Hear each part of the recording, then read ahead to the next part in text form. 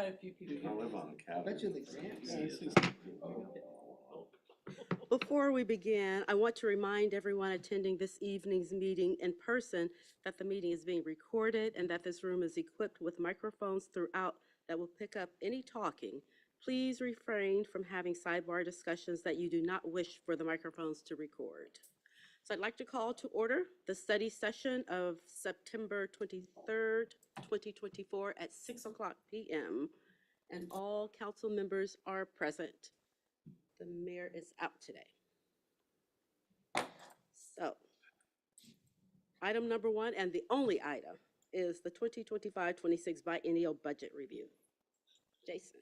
Thank you, Deputy Mayor and Council. We'll get the presentation going, and Mr. Steffens will be joining me up here as well.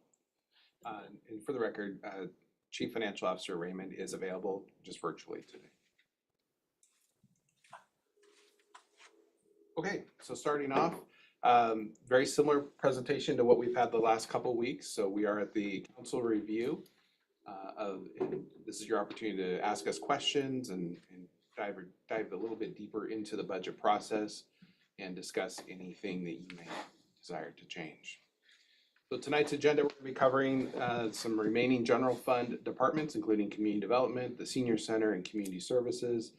And we'll also dip our foot into some of our special funds, such as the cemetery operations and development funds, Metro Animal Services, as well as fleet operations and replacement.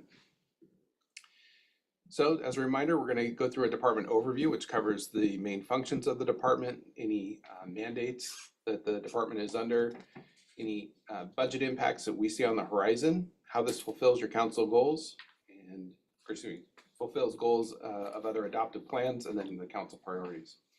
We'll also be touching on the significant ongoing items that are in the budget, as well as some one-time items. And then in certain circumstances, we'll be talking about difficult choices that the executive department made, any staffing changes, and items for future consideration. As a reminder, what we will not cover is every item that's included in the budget. The preliminary budget includes a rolled up version that really divides it into the 6 categories listed on the screen: salaries, benefits, supplies, services, and charges, interfund transfers, and authorized FTEs. Full line item details are always available upon request, and we're happy to answer any questions tonight or at a later time. Also on the dais, as well as in the room on the table, there are some handouts of the budget pages for the funds that we are covering tonight. So with that, any questions before I get into the departments? Perfect. So we'll start with community and economic development. As a reminder, this is led by Director Windish. This is, there's many funds that are under his purview, so this is just one of his. So Parks is also under community development, as well as long-range planning and events. So we're going to focus on the long-range planning side of this. So they spend a lot of time, developing long-range plans for how Sumner will be zoned and what the desired outcomes are in the future. They spend a lot of time also on affordable housing, developing and implementing affordable housing plan. We have a housing action plan, and also working with our regional partners through SHAPE. And spend time on the economic development side of the house, really supporting our business to grow and diversify our economic base. This is what we talk about, growing that sales tax pie, being a more diverse funding mix of businesses that are funding that. So some mandates that they are working through, we've talked a lot about these over the last year, but it's definitely the increasing requirements to address and plan for affordable housing. That is a state mandate through a variety of different state laws that have been passed over the last 2 legislative sessions. The state has offered some planning grants to assist us with doing the administrative work to get our plans into compliance, but long-term, the costs are still borne by the city. Also, changes to Growth Management Act requiring 10-year updates to the comp plan. We're in that process right now. We're in our 2024 plan. Council will start reviewing that here in the next couple of weeks. That is also offset by some administrative planning grants. The impacts that we're seeing as far as long-range planning goes, we've said this, there's still a lot of pressure from the state to usurp our local control. It's having us have to go back and look at plans that we've already had in place for a number of years, like our town center plan, and really revisit and make sure that they are up to date with the new legislation. This is putting also additional time on our plate for having to work with our regional partners on affordable housing mandates and find creative solutions to increase the affordable housing stock, not only in our community, but throughout the region, because it is a regional challenge, not specific to us. We're also working through the 2025 comprehensive plan amendments. We'll be coming to you early next year, probably in January, seeking your permission to open up the 2025 comp plan amendment process. And that's where we get to ask the public what would they, if they have any specific zoning code changes or map changes they would like to see. And then also our goal in the next couple of years is to work on updating or revising the town center plan. That plan was last, had a significant update in 2018, and it's due for a refresh. And our council priorities, it's community character, effective transportation, excellent government. Those are all planning priorities. Some significant costs in the community development budget, on-call consultants, town center code assistants, $125,000 for the biennium to help with those code amendments. Conferences and training, well, 15,000 is in here. That's in line with other departments that are in the general fund for staff development for 2 years, especially when it's not one person, that's multiple people in a department. Some one-time activity, we do have to update our climate plan. This is a requirement under state law. They did provide us a $500,000 grant to offset the administrative work on that. You may recall that we allocated $100,000 in 2024, and so this is the balance of that $500,000 grant to undergo that effort. Any questions on community and economic development? Yes. Go ahead. So I'm just curious, so you talk about long range planning, so how long is long range? So like 10 years ago, were you guys planning what's being done now? So is that when you would have had like all the community meetings, public meetings? Yeah, and there's multiple plans, remember, that make up our comp plan, but we're required every 10 years to do a significant update to our comprehensive plan. Then we have these sub-area plans like East Sumner Neighborhood, Town Center Plan.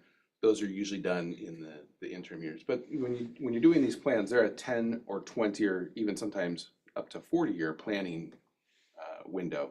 But that's why you have to refresh them, because obviously a lot changes between now and 40 years from now, or even now and 20 years from now. So yeah, it's a good question. Thank you. Any other questions? Yeah, a quick one, just on the climate thing, the 400,000, is that planned on being spent in the next year or two? I'm gonna look to staff. When does it have to be spent by? That's a 5-year window for spending the money. Okay, So and what's 2020 that money actually go, is this for like studying in it, or? Yeah, there's 5, this is Ryan Windish with the Community Development and Economic Development. There's 5 deliverables that we're looking at related to climate. One's a vehicle miles traveled and greenhouse gas analysis. That's like our first deliverable. That's due next June. And then we have an ADA transition plan for facilities and transportation facilities around the city. And we also are looking at watershed and water availability vulnerabilities related to climate. And then also a tree canopy cover analysis to see, kind of how that looks, because when you have urban areas with very little shade cover, it creates increased heat. So we want to look at that program as well. Did I get them all? Is that 5? Four. I think one of them was actually, you combined 2 together. Oh, I did. So I think there was a climate, or the kind of climate resiliency piece of it, and the watershed piece. That's right. Those 2 were separate. Yeah, there's a separate climate resiliency study and analysis to see how we're in a plan for how we will be addressing climate change over the next how many ever years climate continues to change, including things like flooding and other hazards. Okay, thank you. And I just have one quick question about the travel training. That seems really small for 2 years. That's really small.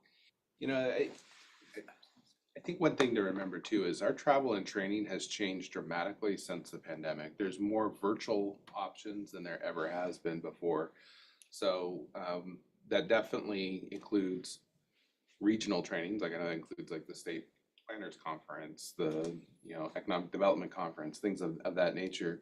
But there's a lot of other training that happens on a sometimes free or low dollar, $30, $50 type classes that are done virtually now. All right, thank you. Mhm.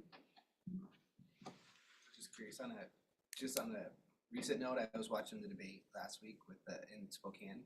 And one question, I'm not gonna go into the politics, but the interesting question I thought was they said that Idaho is in the top 10 of like easiest places to do business and Washington's in the bottom 10 out of the 50 states. So I was just curious, is there anything the city does to kind of observe things that we can like see what makes it better or worse? Or is that something that's beyond the scope of the long-term plan? Say a lot of it's beyond the scope of long-term planning, but Ryan, from an economic development standpoint, do you want to say anything? A couple things that the city of Sumner is known for, and that's having a fairly nimble and agile and adaptable permit process in terms of our team. When we have somebody coming to town, we know we can make that a priority and try to make it happen. And you'd be surprised how that reputation in the county is a big deal. The planners, the economic development folks at the county know that we're nimble and able to get to yes. And then we don't have a B&O tax in Sumner, so that's another plus for us. And just over the years, availability of land, of course, that, as we know, is kind of filling up. But a lot of that's been driving our economic development over the last 20 years.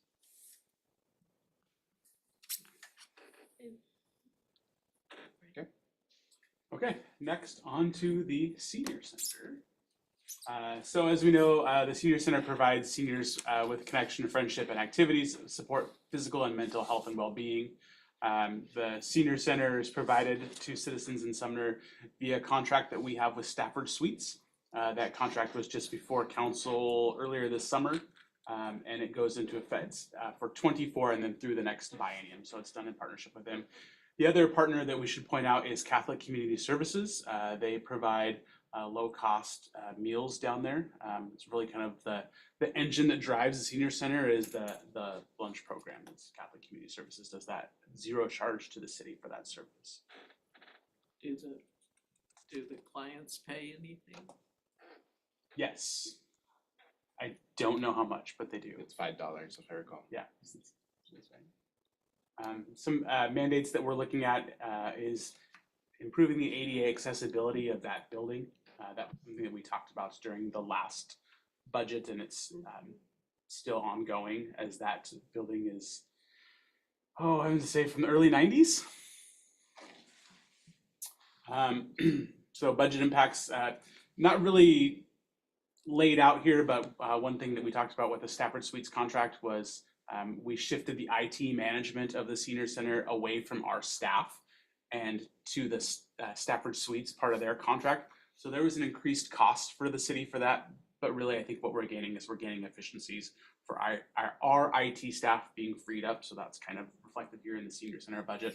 And we talked about investing in ADA upgrades. I know we did some ADA upgrades to one of the restrooms in the 23-24 budget. We still have some remodels to do with the front counter there. And another thing we've also done, I think we're currently doing, is painting the exterior of the building. I was gonna ask about the painting. Seems like it's been on the budget for quite a while. Is it leaving for? It is happening. It's done? actually, it's done. It's the same color, so it's No, not very dramatic. well, I don't even know the color. I just know we've talked about it. It's It's like a pale blue, okay. That's nice. 90s blue. Sorry, I got a message from our at-home audience that you all need to speak a little louder into your microphones. Just having a hard time picking up your volume. Jason and I, no problem. We're really loud. So as far as fulfilling goals, needed and valued services, dealing community character on our recent budget survey. I believe out of all the things that were ranked, the senior center came out number 1 for kind of overall, which is great. There we go. So the program overview, the big driver of the senior center budget is obviously the Stafford Suites contract. That's an ongoing. We have a one-time expenditure request, and that's to add security cameras to that building. You know, we're the landlords, so we're in charge of, you know, making sure that stuff's not getting stolen, trips and falls, those type of things. So we've asked for $11,000 to equip security cameras. That's going to be kind of on that entry vestibule area and then right at the front counter. That's kind of what that would cover. Any questions on the senior center? So it's green. It should be red. It should be red. Oh, well, that would be why people can't hear you at home. We're in the wrong Just mic. a moment. I got it. If you press next on yours, it'll turn Barb's mic on. Oh, there. They can't hear the ones in the back either. I got a text. They can't hear anybody back there either. So. We're fixing that. So It's good. That's good. That'll fix it.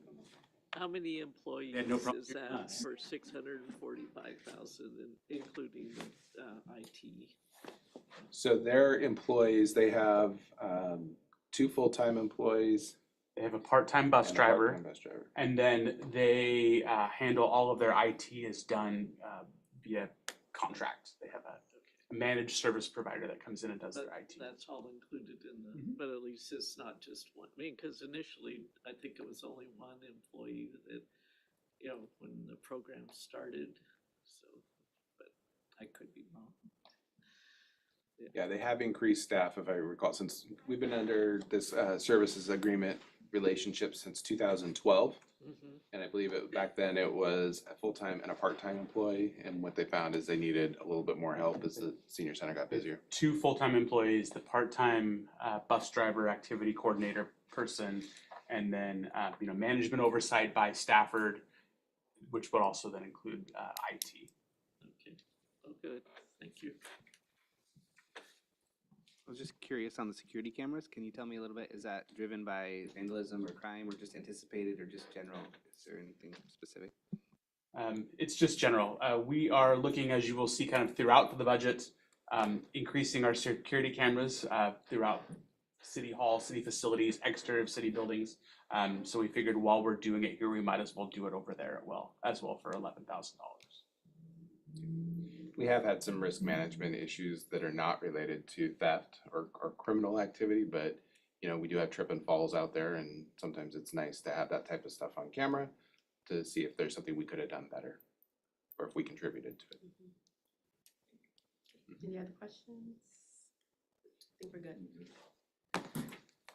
Okay, community services. This is kind of an interesting fund because it covers a lot of different things. So in a minute, I'm gonna have you go into your packet here so we can dive a little deeper into the wide array of things that are in here. But really the main function is this covers events. You know, as you know, through our surveying, people really rate our events pretty high. They like those. It's one of their favorite things about Sumner is all of our community events. This is also where the Community Partners Fund is, that council discussed a few weeks ago, as well as our Cultural Arts Commission. Mandates, you know, we have seen a significant change in what our insurance company requires us to do for event planning, and particularly emergency event planning. So what do we do to secure the event? What do we do in case there's an emergency? And what are we doing to plan for that and document those plans? So that has definitely been an increase in work. Also, the health department now licenses all of the food trucks, and our insurance company requires us to have certificates of coverage from every food truck that comes into our city, particularly at events, and that's inspected as well. You know, obviously we've talked about this as well. There's been an increasing push for what is a city responsible for, and it's not necessarily things that have traditionally been the responsibility of smaller cities. So these are things that are outside those streets and police and parks. So these are those community services. As a result of that, we did increase the budget for community partners from $200,000 to $250,000 for this biennium. We want to continue to leverage events and activities downtown to expand the sense of community and business success. And we're still seeing some changes in the national and regional economy that are impacting local business and operations. So this is, online sales versus brick and mortar sales. This is farmers markets versus traditional markets. So back to the food trucks, who is monitoring how many food trucks are operating in the city? Cause often I see like tacos here on Tuesday or whatever. So is that the health department that's solely involved, or does the city let them know? Or We don't actively chase food trucks down and then let the health department know. The health department does license all the food trucks. If the food trucks are attending an event that is a special event permit, we have to make sure that we have a certificate of coverage where the city is listed as an additional insured. That way, if somebody gets sick from those, we are issuing a permit, we have some liability. So we have to make sure that we're also covered from insurance. but as far as the ones that pop up around the city, then you don't have any responsibility or. We don't currently have any responsibility. I don't know that it will always stay that way. I think that's one thing that we've talked about over the years of do we need to develop an official food truck program? And that's something that if it becomes a problem, you're gonna probably see staff coming and recommending that we need to start looking at it. But right now, we've taken more of a hands-off approach. They're allowed to park anywhere where it's legal, and that's how we've been operating. Okay, thank you. We're good. So this fund fulfills several goals, including our strategic tourism plan, our economic development plans, and our needed valued services. It fills the council priorities of community character through their events and maintaining a welcoming small town charm feel. And also for excellent government, make sure that we distribute resources equitably and leverage partnerships for enhanced services. This fund also has two other unique things in it. First is our opioid abatement funds. So you may recall that we are receiving funds for the next roughly 15 years from opioid manufacturers and distributors. This is part of the One Washington agreement, and the funds have to be spent under the One Washington MOU for responding to the opioid epidemic, and are very restricted on what they can be used for. In 2025, we will be allocating the 2024 opioid distribution receipts. So this year, we've received $110,000 in these settlement funds, and we'll be allocating those back to Pierce County for a regional notice of funding availability. This is really to maximize the use of those funds. At any time, council can also decide to not allocate funds to Pierce County and do our own notice of funding availability. Right now, they went through a NOFA for 2024, and at this point, no funds have been awarded. They're going through that process of deciding what they'll be allocated to. Southtown Housing Affordability Partnership. In 2025, we allocated $125,000 of our 23 and 24 housing sales tax receipts. So this is what we call $1406. This is a state shared revenue, a portion of the sales tax that goes back to the municipalities specifically for the use of affordable housing and building more affordable housing or encouraging more affordable housing or providing assistance to those who that may need it through either rental or mortgage assistance. In 2024, Pierce County did a notice of funding availability for those pooled funds that went to them, because we give our money to Pierce County, similar to the opioid money. And they had three groups respond to that notice of funding availability. And the subcommittee that reviewed those applications recommended to the Southtown Housing Affordability Partnership Executive Board not to allocate any funds because the applications really did not meet the goal or the intent of the use of those funds. There was one focused on, actually two of them focused on homeless housing, and a third one focused on rehabbing an existing building in downtown Tacoma. So the cities that participated in that didn't feel that was the most effective use of those funds and recommended the executive board to hold on to the funds and roll them into next year's notice of funding availability. Similarly to opioid, council at any time could decide not to allocate our funds to SHAPE for regional NOFA and run our own notice of funding availability process. Questions on that? That was a lot of information. It's not exactly easy to understand. So how would that work? Would they apply to the city for, I mean, we'd have to have criteria that they need to meet and then Yep. apply to us and then we could do it directly? Yep, Okay. for both of those. Why would we do that? I don't know why you would do that, but if you didn't feel that you were getting the bang for the buck at the regional level, that would be your alternative. Thanks.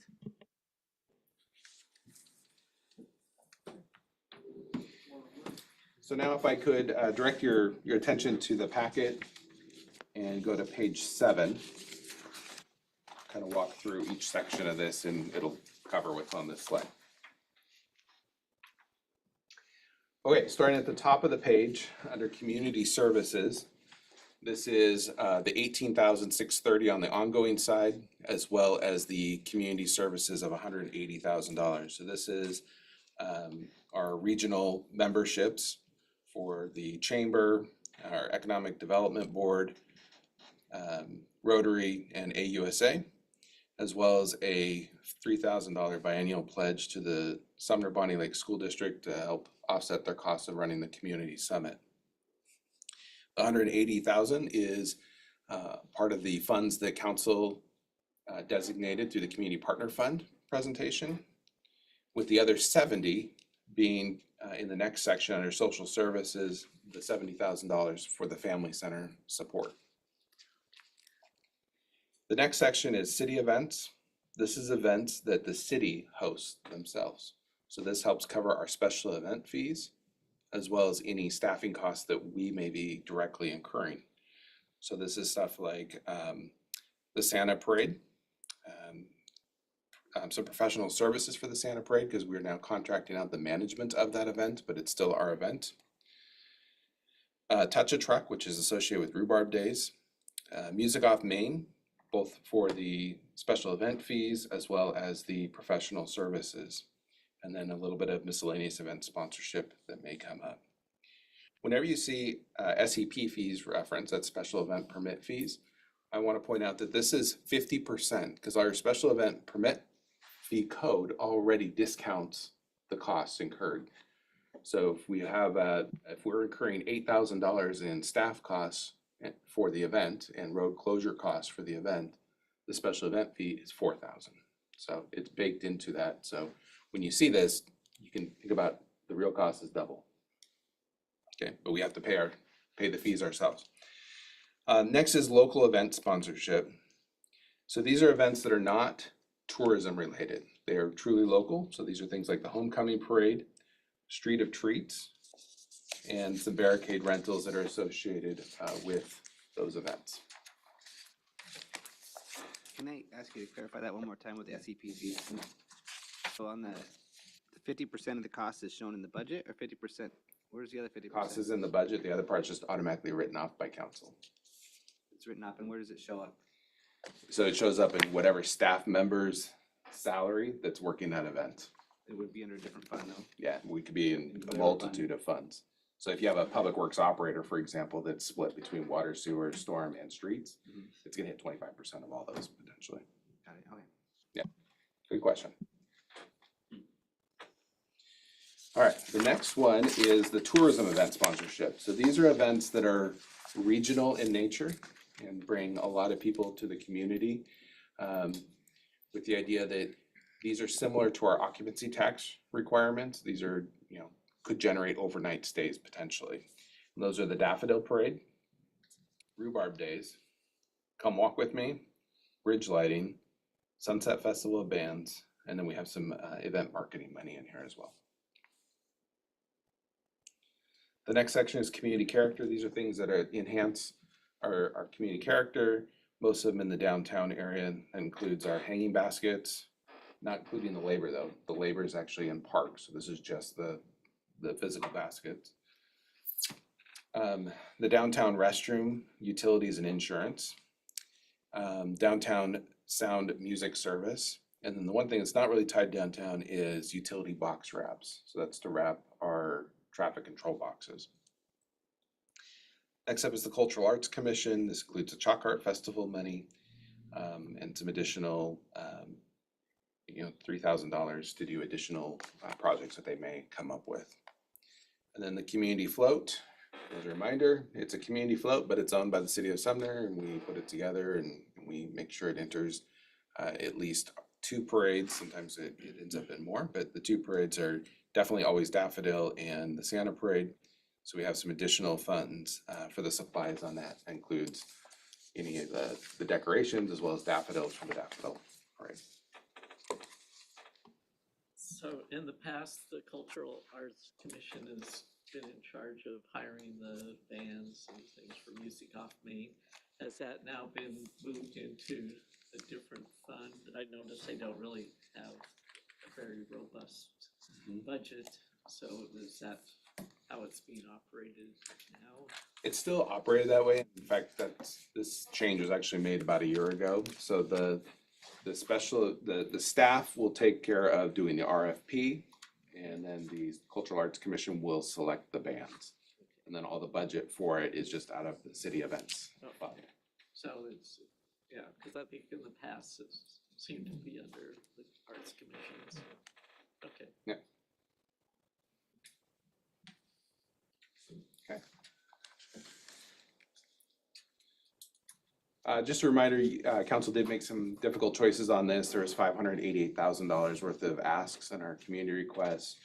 Council was able to narrow that down to $250,000. Any questions on community services? No. Okay. Okay, next we will dive into the Sumner Cemetery. So just a reminder, the Sumner Cemetery operates in 3 different funds. One is the operations fund, which is this one. There's also a capital fund, and then the third one is an endowment fund where we set aside some of the lot sales for perpetual care of the cemetery once it's full. So in the operations, main functions of the cemetery is obvious as a cemetery. We have expanded into doing different things out there with, green burials, Memorial Day and remembrances. It's really a nice kind of peaceful, tranquil site for what it is. Don't have any mandates. Blank slide. So budget impacts. Sorry, I'm getting. So in the operating fund, we try to balance affordability for customers with increasing cost of service. So really, the general fund supports the cemetery. We're looking at a $215,000 subsidy from the general fund to keep the cemetery running. We have done a good job to make that so it's not increasing year after year by adding a different mix of services that we offer. Trying to be more aggressive in our sales out there, I think, has really helped.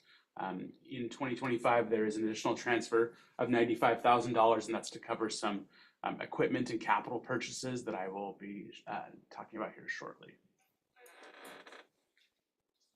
So fulfilling goals, needed and value services, there's also a cemetery master plan that talks about the growth and the development of the cemetery and the use of the property.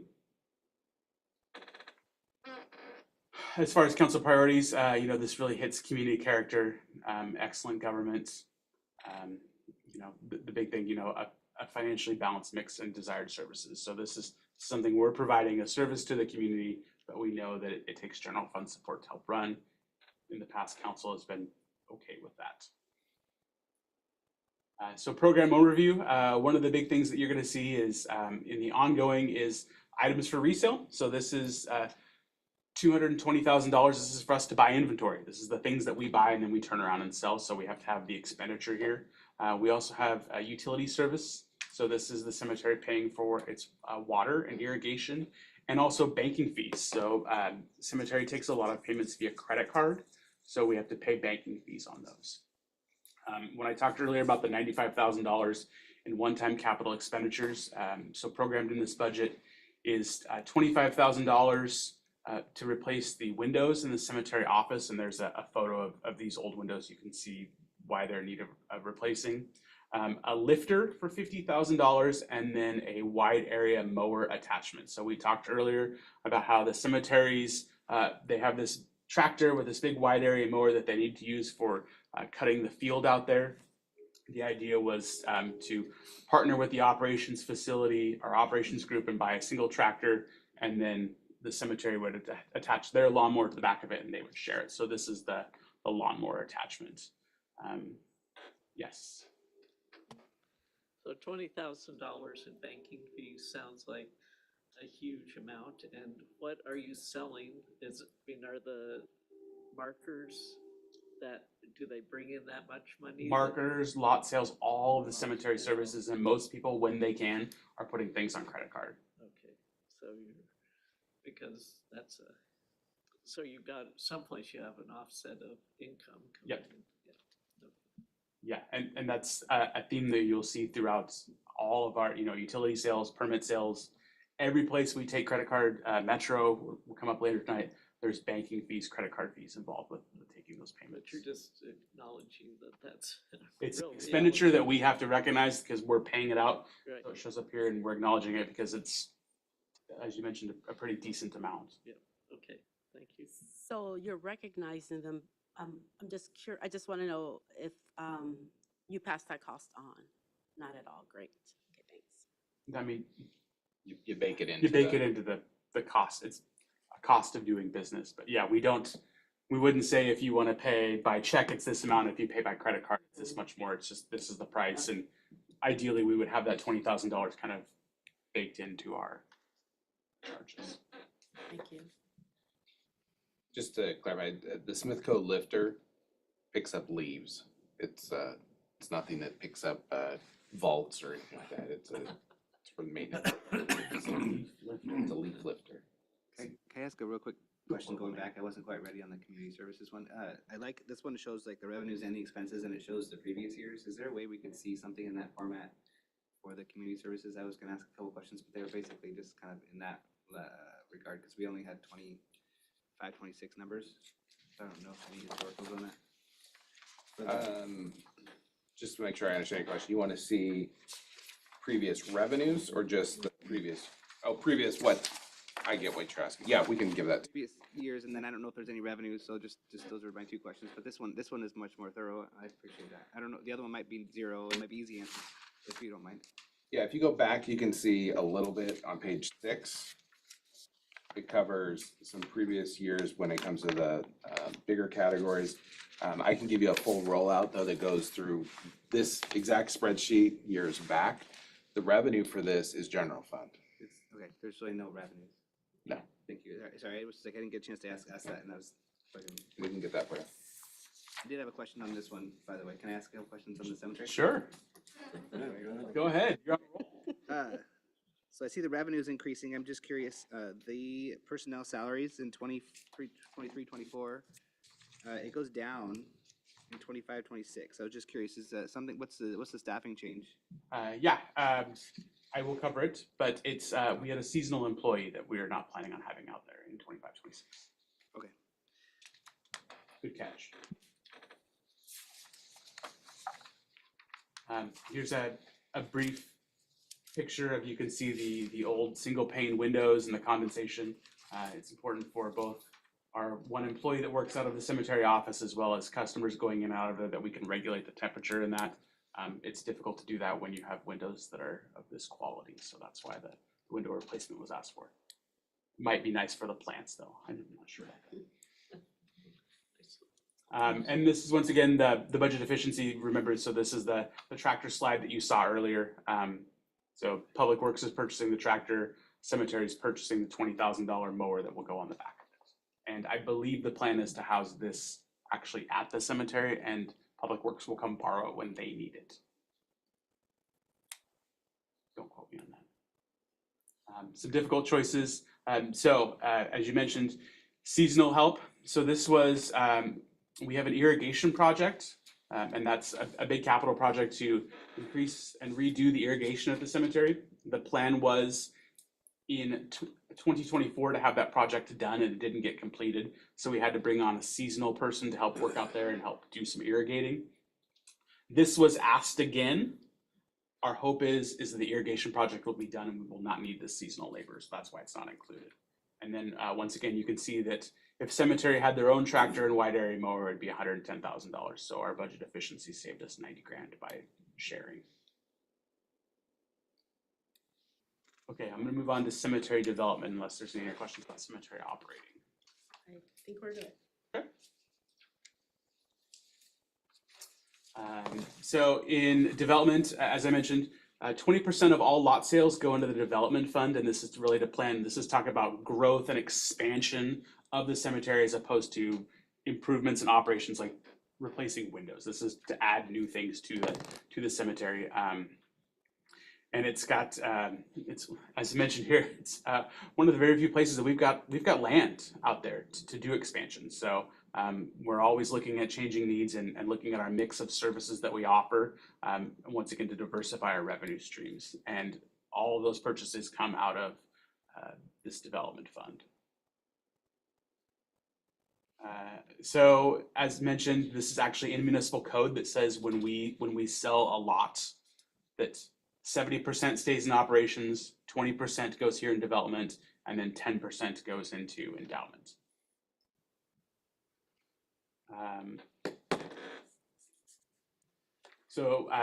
Once again, we're looking at the implementation of the new irrigation system out here, hopefully to provide some efficiency, maximize staff and natural resources.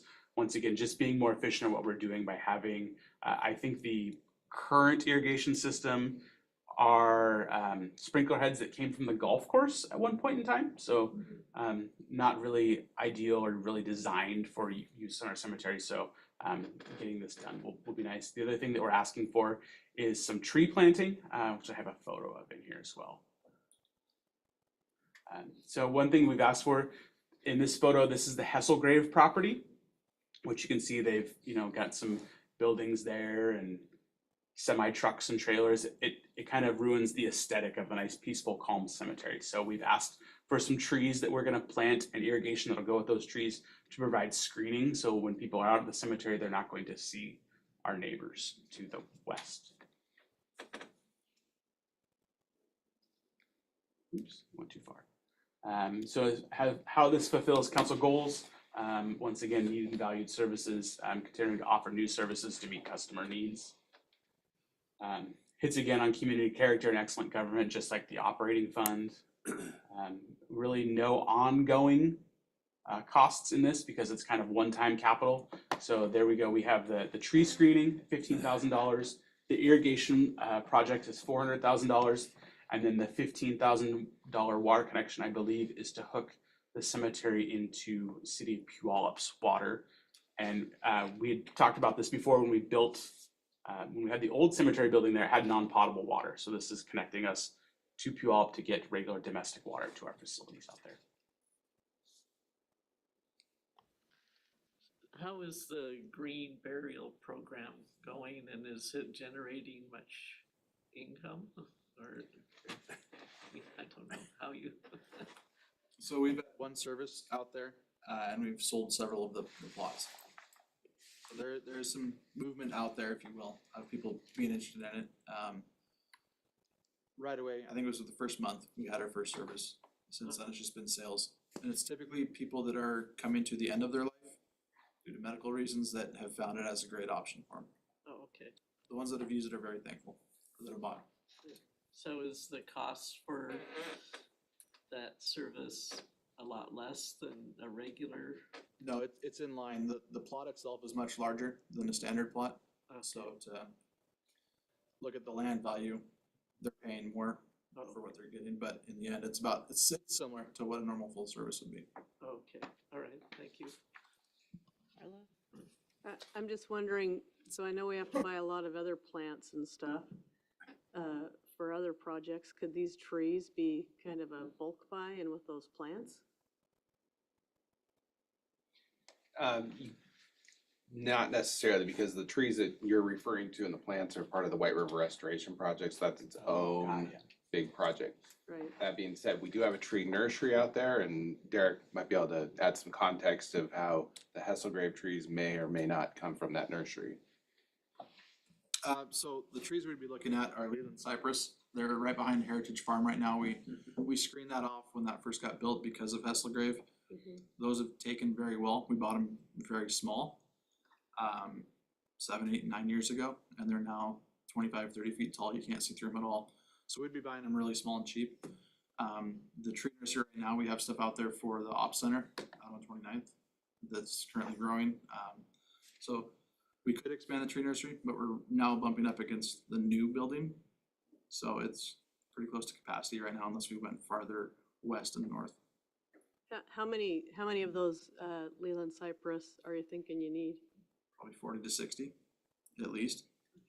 A lot of the cost will actually be the irrigation for it, running the above ground. The coyotes out there like to chew into it to get their water source.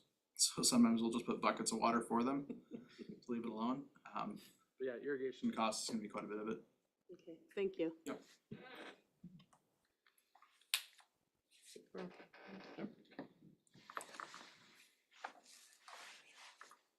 Okay, animal control. Okay, animal control. As a reminder, we are the lead agency and we have a partner with the city of Puyallup to run a regional animal care and control program that not only serves our 2 partner cities, us and Puyallup, but 5 other member cities via contract.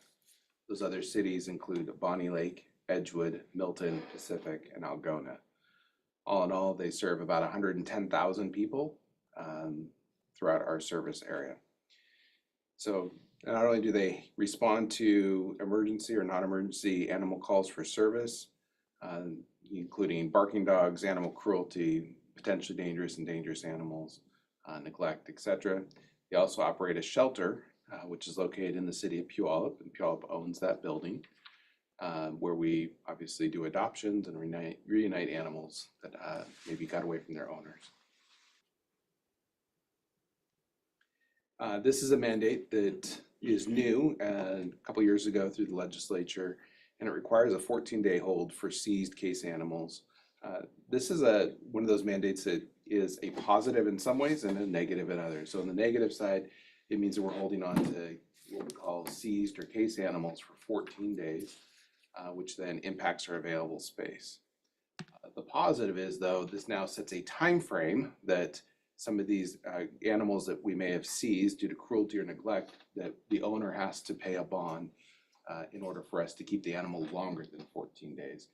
In the past, sometimes we'd have an animal that maybe we seized in a cruelty or neglect case that we'd have to sit on through the entire criminal trial, and that could be months at times.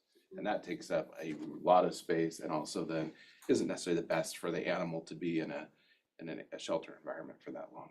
So it's a pro and con mandate. Budget impacts, we definitely have a lot of animals that are being surrendered to the shelter. It's been on the increase for a number of years now.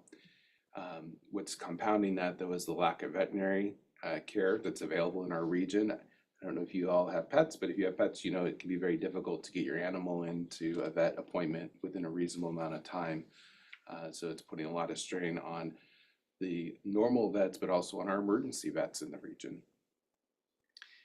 The shelter is definitely undersized. It was built in the late 90s to be a temporary holding facility for the Humane Society, and it was not designed to be used for the high capacity shelter that it is now. We do a good job managing it, but it does cause us some space constraints. License compliance definitely continues to be a challenge. So just to back up, this fund, or animal control, is paid for by 3 primary sources of revenue. First off is a base per capita fee that each city pays. The second is shelter revenue. And the third, and shelter revenue by I mean like adoption fees or owner surrender fees, etc. And the third is what we call non-shelter or license revenue. And each city is assigned a per capita amount that they need to bring in. So for example, Sumner and Puyallup being the partner agencies, we have $1.85 per capita in licensing revenue that we are supposed to bring in annually. The other cities are $2.35, so they're a little bit higher. If you do not bring in that $1.85 per capita, in our case, we owe the delta, the difference between what we brought in and what we're supposed to be bringing in. That's how the program stays solvent. I can tell you every single city for the first time did not meet their license revenue in 2023 or 20, and likely will not, they won't meet it in 24 either. And usually Puyallup and Sumner were meeting it. The other cities all had to have a subsidy. We're not even meeting it anymore. So that's something that compliance is a very difficult thing to get. As a reminder, all dogs and cats need to be licensed in the city of Sumner. The other thing that's impacting our budget is for years we have over-relied on volunteers to help us staff the shelter. And the quantity of volunteers is not what it used to be. And the desire of the volunteers to clean animal cages and do laundry is not what they really want to volunteer their time doing. They'd rather do the fun stuff, taking the dogs on the walks and things like that. But what we really have been needing is that day-to-day maintenance of the shelter. So we've relied heavily on a couple of long-term volunteers that are reaching the end of their volunteer career. So this is a needed and valued service. You know, this is something that I sometimes get asked, well, do we have to provide it? No, we don't need to provide it, but if we don't provide it, then our police officers are trying to deal with these things real time, or a code enforcement officer, and they're not skilled or trained to deal with it. Additionally, these potentially dangerous dog cases as well as cruelty cases take a lot of effort to investigate and a lot of time to work through. Hits all of our council priorities regarding public safety and excellent government. You know, this really is a partnership. We could not do this as effectively just as our own city. It wouldn't. This really is something that benefits from the economies of scale. So what are some of the ongoing regular costs? Spay-neuter services. So this is paying for third-party veterinary services to provide that. We do our best to make sure that spay and neuter costs are covered by adoption fees, but we also realize that less desirable breeds may not be able to fetch the top dollar on the adoption. So it's definitely a balancing act, and it really matters what is in your inventory, for lack of a better term.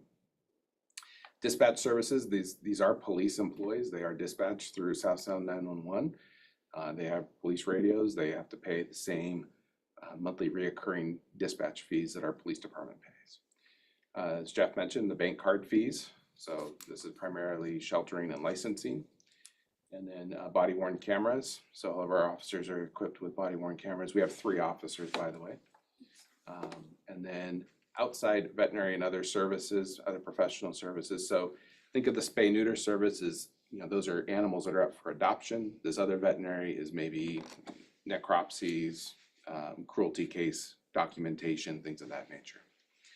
They do have a one-time ask for a CCTV upgrade. Right now they have a off-the-shelf Costco system that is beyond end of life. So this is to get them onto an enterprise level system that actually has the video quality to catch some of the activity that happens in and around the shelter. They do have a number of times where people are dropping animals in the middle of the night. And, you know, being able to get a license plate even does help our officers, because if we can treat it as a surrender, that means that dog can go in or cat can go into adoption more quickly. Otherwise it's a stray and it sits there for 3+ days and just adds to our population challenges that we have up there.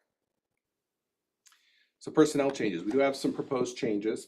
You know, this is something that the chief and I have been working hard on for a couple of years now, and trying to understand what's the root cause of why we're struggling with capacity at the shelter and the impacts that it has downstream.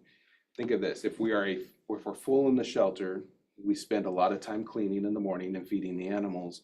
By the time we get that done, we might only, you know, it used to be that we would have the whole shelter clean by 11. It's routinely taking till 2 or 3 o'clock in the afternoon now well, you can't open to the public necessarily because it's the same staff doing that, and it's created this cycle of, well, if you're not open, then you're not getting animals out the door, and it's just kind of vicious. So what we did earlier this year is we increased staffing. So what was in your budget was one full-time equivalent employee, so 2 part-time employees. We currently are overhired right now at 2.1 full-time employees. That's 3 employees, 1 full-time and 2 part-time. In 2025, what we're asking for is to maintain that overhire and increase a 0.45 part-time employee to full-time. So that gives us 2.6 full-time employees equivalent, which is 2 full-time and 1 part-time. That gives us staffing later in the day, gives us 2 kennel technicians there 5 days a week instead of just 1 day a week, or instead of 3 days a week right now, which then relieves our volunteers, gets, you know, animals being cared for throughout the entire day, gets us open more.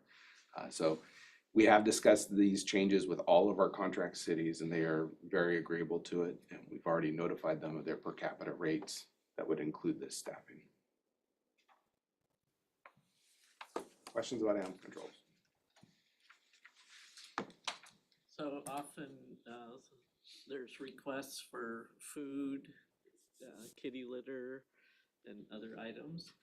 And is there a reason why the animal control budget doesn't cover all that? I mean, I know when there's lots of kittens, there's, you know, different times of the year, it ebbs and flows. So is there any possibility of increasing the per capita cost to cities? Yes, we could increase the cost to not rely on donations. However, we found it very successful to be able to rely on community donations for litter and food, which saves the program substantial costs. If we were to raise per capita more, you know, we are in line right now with kind of the region on what animal control costs. But the more you start adding to the budget, we get more out of line. I also mentioned that we are working with our regional partners. The Humane Society is having a lot of similar struggles, and they're the only other provider in the county right now. And we're definitely meeting with all of the cities in the county to talk about what does long-term sheltering look like? Is it through the Humane Society? Is it through some other entity? Because the system as a whole is pretty maxed out right now. But at least you're getting enough donations when they're required. Yes. Okay. Not a question, more so a comment, but I had a great opportunity to go up there and see this facility. And it's pretty impressive. I found it very impressive, everything they get done, how hard they all work. The volunteers were there that day, and how well taken care of the animals are when they're in there. So you have great staff up there. So however you can let them know that, at least I think they're great, and the care that they give, they do a truly wonderful job. So for me, I'm all about this kind of stuff. I like it. So they do a good job. So tell them thank you. Will do. I think we're good. And if anybody wants to tour the shelter, please reach out. Happy to take you up there.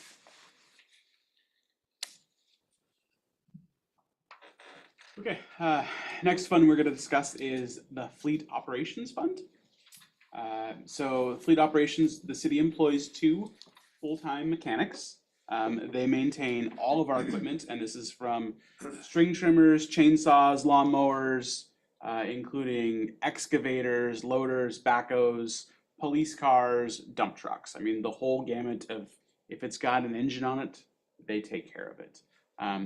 A lot of what they do is repair, maintenance, but they're also dealing with things when stuff breaks down, when we get in accidents, they're in charge of that as well. This is an internal service fund, so all of their revenue comes from the vehicle owners, so the other funds throughout the city pay into this fund. So as far as state mandates, you know, we have a state requirement to procure alternative fuel vehicles. The state has a rule that says if we're going to buy a vehicle, we need to look and see if there is an alternative fuel option out there and weigh the pros and cons. And if kind of all things are considered equal, we need to buy the alternative fuel one. It's not funded. We also have some changes in gas tax collections, which impact this fund. This is where all the city's fuel is purchased out of this fund. We know fuel prices have been very volatile.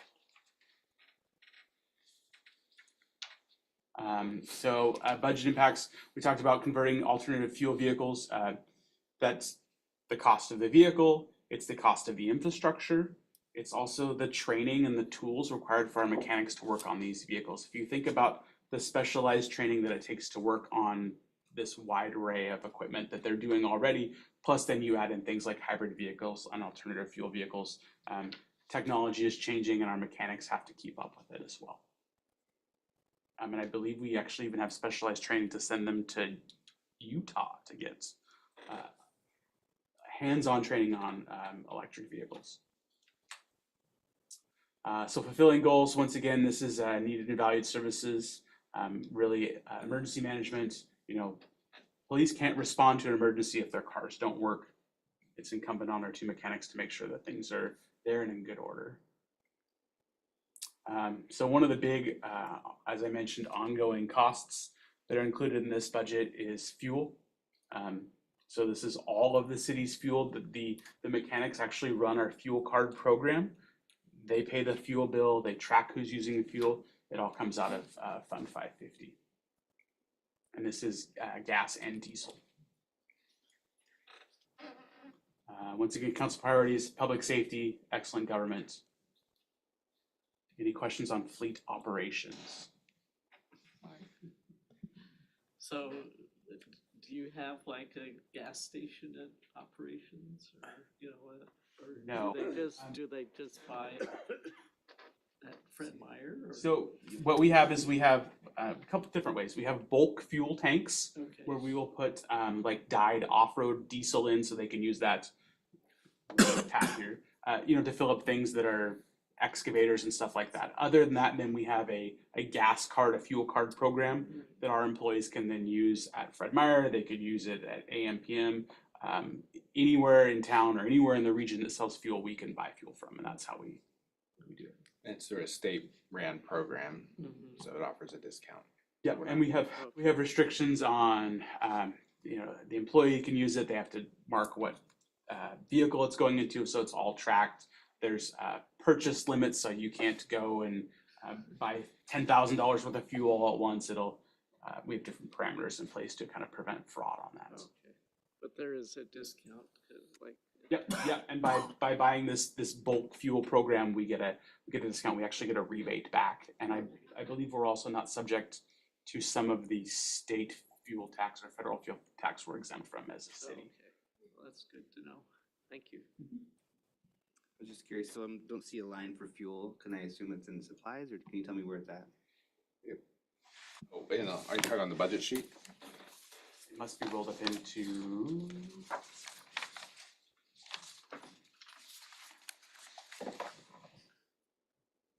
Yep, it's in supplies. Okay, thank you. Fuel. Yeah, I was like, it's a big Fuel expense. supply, yes. Okay, moving on. So this is Fund 555. This is our fleet replacement fund. So this is the fund that we purchased all of our vehicles out of. Once again, our mechanics are the ones that are making the purchases. They're working with the end user to determine what sort of vehicle we're buying, what accessories and equipment do we need on the vehicle, but they actually make the purchases and it comes through this fund. Once again, we have a replacement schedule, so we try to set aside reserves and plan for when we believe vehicles are reaching their end of life. We try to plan for when we're going to replace it, what we're going to replace it with, and how much that's going to cost. As mentioned before, that's become difficult as vehicle prices have gone up much higher than inflation, and vehicle inventory has been difficult. It's been hard to order things and get them in quickly. So a lot of our purchases have been delayed, and we really have to anticipate when we're ordering things. We'll have ordering windows, you know, if we want to get a cop car next year, we have to order by this fall or we're not going to get one. So we have to really plan ahead. And this budget includes $80,000 to kind of update that rate model, that calculation, as far as looking at what our vehicles have cost and what we think they're going to cost moving forward, and that's in the finance department, something Cassandra presented earlier. I'll just, add on that we ordered, what year did we order the bucket truck? 21 or 22? We still don't have it.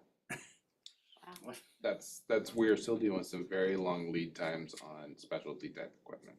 Yeah, I mean, I think our vac truck was 18 months. I mean, yeah, some equipment for 2 years plus, or at least a year and a half out. And as I mentioned before, with cop cars, you have to order them early when we get them. And then the place that does all the upfitting, they get them all at once. So then we're in that queue and having to wait for them to work through this big influx of inventory that they get. So same mandates here, and that's dealing with alternative fuel vehicles.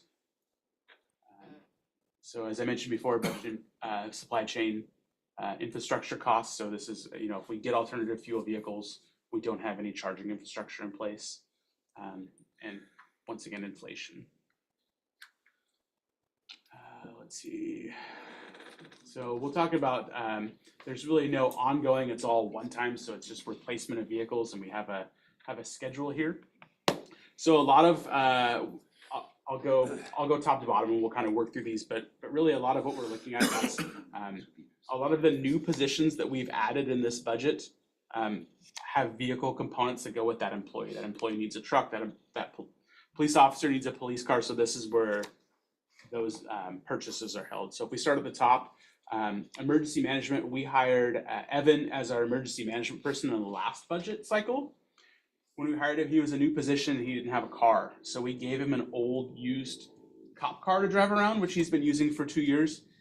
He's here, he's working, he needs an actual vehicle and not a used cop car. So that's what this is. It wasn't something that we had ever planned on. Like I said, it was a new position, so there was no money set aside to buy that vehicle. So that's why there is $0 accrued and a $45,000 contribution from the general fund to buy him a car. If we look, next one down is a city pool car. So we have a Ford Escape that we use. The pool cars are shared by engineering department, by admin, executive department uses the pool cars to go to training. We have a Ford Escape that's sitting on our lot. It's not technically due to be replaced yet, but it's missing paint and it's looking pretty shoddy. So the idea is we're going to replace that, and I think we're going to move this car out and let the cemetery use it. Because we're replacing it early, it's not fully funded yet. So we have an additional contribution from the general fund of $21,000 to make that purchase. Moving next down, we asked for a new facilities person. So that person needs a vehicle. We've asked for 2 new police officers, also needing a vehicle. Yes, sir. Kind of real quick, I'm just looking at I'm assuming you're looking at the capital outlay where you're spending money this year. Is that what your ask is? Because I'm looking at the number 615 on the detail page and then 535 on the budget. Is that supposed to match? We're at 615 on both. Where are you seeing the 535? Page 19. I'm just trying to make sure I'm following you. I'm looking for that 615 on the page 19.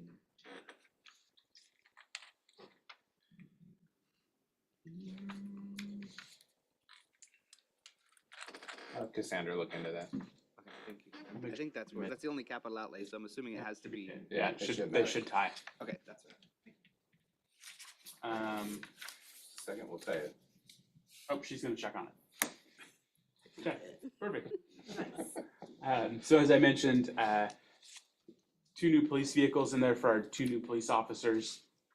We have in the utilities, we have a water service truck. So this is a truck that belongs to the water department. It was up for repair or up for replacement, but the vehicle that we're buying is bigger and beefier than we had originally anticipated. So there's an additional contribution there. We have, as mentioned earlier in Michael's budget presentation, we have a pre-treatment person that we're adding in the sewer department. That person needs a vehicle. We're not exactly sure what that vehicle is going to be, but we've got a placeholder of $65,000 in there. And then also one of our Metro Animal Services trucks is due for repair. We have accrued reserves for that, so that's an $80,000 purchase. Now we get to 615.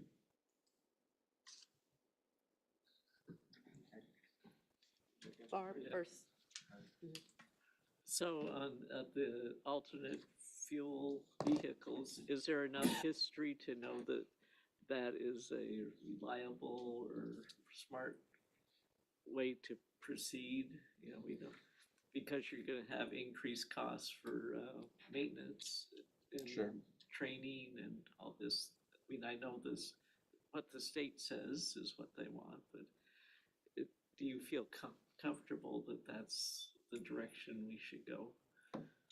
Do I feel comfortable? Or, I don't know.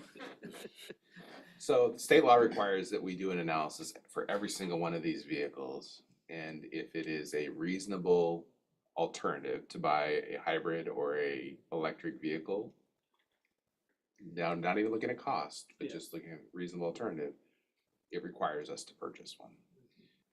You'll see next week in our facilities budget that we are looking at some infrastructure for charging those vehicles. Our new operations center also has infrastructure, and we've also secured some state grants to help us put infrastructure at the treatment plant. So we do have the charging infrastructure coming. That's piece one. Right. The training and, how's it going to work? That's piece two. I will tell you, going to other trainings and conferences, other cities are really struggling with electric vehicles, particularly if their employees are using them to go to training in Eastern Washington. To the point where they're having to pay their employees to literally sit and charge their vehicles in Cle Elum or wherever on the way to Spokane. So I think that's a concern that I have, and the way around that is we tell them to take a gas powered vehicle or something else. Technology is getting better, obviously, every single day. We have a number of hybrid police vehicles already in our fleet, and they've been working well. Okay. So even the police vehicles that are listed here are technically probably hybrid. And I think that's all we're gonna buy moving forward at Yeah. the minimum. And this is kind of we're dipping our toes into electric vehicles by, getting one for emergency management, getting one as a pool car is a good way for us to start with a fully electric vehicle. It's gonna be short trips, mostly stay in town. Here at City Hall at night, charging gives us an opportunity to kind of see how it's gonna work and create policies and procedures for it, and hopefully make it successful moving forward. Well, that sounds like a smart plan, because, you don't wanna have to totally go into one direction and then find out in 2 years, well, that wasn't really viable, so, okay, thank you. And I will say, we look at this list here, and something like an emergency management vehicle, we anticipate the lifespan is at least 10 years. So, well, it looks like, we're adding all these vehicles, well, they have a long lifespan for them. And just because we add a position does not mean that they get a vehicle. The position has to have some sort of, job duties that require that vehicle. And all these new positions do. They're out field type positions that drive a vehicle every single day. And that position, has been driving around a used patrol car that we took the lights off, took some of the stickers off that we normally would have sold on surplus for $3,000 to $5,000, and we've gotten 2 years worth of use out of it. Cassandra messaged me, and the difference in the totals was the one sheet was missing the Metro Animal Services truck, so that's where the difference was. I did have a question, so I was gonna ask another question, but let me ask this one first, because when I heard you say reasonable alternative, I'm pretty sure you said not considering cost. Did I hear that right? Yeah, just because if it's a reasonable amount difference, if it's exponentially, that can be weighed in, but if it's, like on a police vehicle, it's less than $10,000, you then need to look at, well, what's the fuel savings over the life of the vehicle too, as your total evaluation process. So if you can make it up in your fuel savings over those times, then you really are supposed to be buying an electric or hybrid type vehicle. Okay, so my question was, this is actually a really small, looking at compared to the last biennium, and the capital outlay was almost 1.8 million, and this biennium, you're asking for 600,000, so it just seems like we're not replacing a lot of things in this next 2 years. Yeah, for whatever reason, the way that the replacement cycle worked, we only ended up with 2 cars that were scheduled to be replaced, and that's the Metro Animal Services truck and the utilities truck. We also had some other city pool cars that normally would have been replaced that because of COVID and because of use during COVID, we're kicking them out into the next biennium. So, we're actively looking at this and trying to manage it as best we can. And that's one reason why we've got to kind of update our rate model is we have vehicles that are lasting longer than others and some vehicles that aren't lasting as long as others. So it's a guess when you you look out 10 or 12 years and say, well, what's this car gonna cost? And we're gonna want the same type of car in 10 years. You don't really know. So that's why the model needs to be Yeah, updated. and also add, like in the last biennium, we bought a new Vector truck, which was around $800,000 itself. So that can also cause those peaks. Okay, and then just as far as like the fund balance being pretty significant at the end of the biennium, 2.7 million is what it, or 3.3 million, it looks like almost, 3.4. Is this one of the things that if we were to go into other parts of the budget where we would just be like, hey, is this generating some interest, and is this an interfund loan kind of opportunity? This would be a fund that looks like for this biennium, it has quite a bit of cash, is that? Yeah, and right? that this money, like Cassandra mentioned earlier, would be invested in the investment pool. It is gaining some interest. Yeah, the idea is it should have a big balance because it's sitting there, and depending on the life cycle of the vehicle you have, it could have, you know, almost 90% of the vehicle. Could have 10% of the savings for the new vehicle. So it's going to kind of regularly fluctuate as we're adding inventory and purchasing vehicles. And I think our rolling stock is right around 100 right now. So I mean, that's the replacement for that 100 vehicles. So, and they value anywhere from 45,000 to nearly $1 million for some of our more specialized vehicles.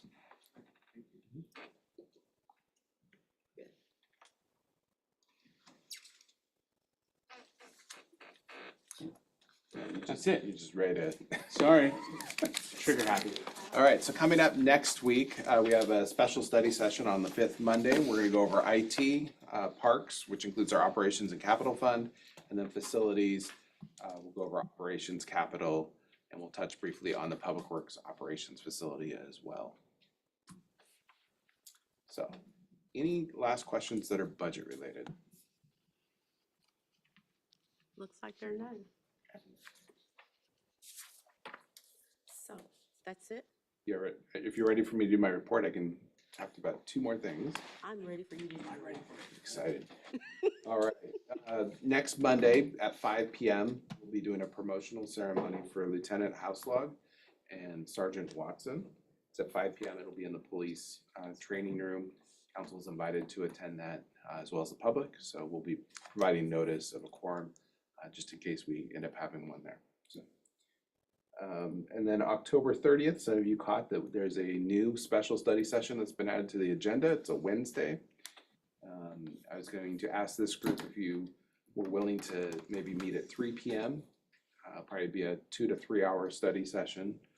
But I know that some of you might have conflicts for work, so if you could think about that. And I believe the CD committee is scheduled, I think, at 4 p.m. on that day, so we can just maybe adjust that as well. Ryan, you catch that? On the 30th? Is that the one? CD committee is, yeah, we're that's trying to bump it to the just- 30th because I'm not here on the 23rd. Oh, I thought it was in 2 days or 3 days. It is on the 25th. Oh, CD committee's on the 25th of this month. Talking. we're on yeah, we're talking about the September as well as the October. I think we're talking about 2 different dates. Ryan, when's the October CD committee meeting? 30th. I wanted to move it to the 30th. Oh, So we will need to find another time, or Ryan will work with the chair to see if we can cancel it. Okay. Okay. So we good with 3 p.m.? I mean, I'm good with it. I'm good. Good. I feel pretty certain I'm good. okay. We'll go with 3 p.m. 30th, 3 p.m. That's it for me. Okay, great. So are there any council meeting agenda calendar issues that anyone is aware of? Or council committee meeting calendar issues, things to discuss possibly? No, okay.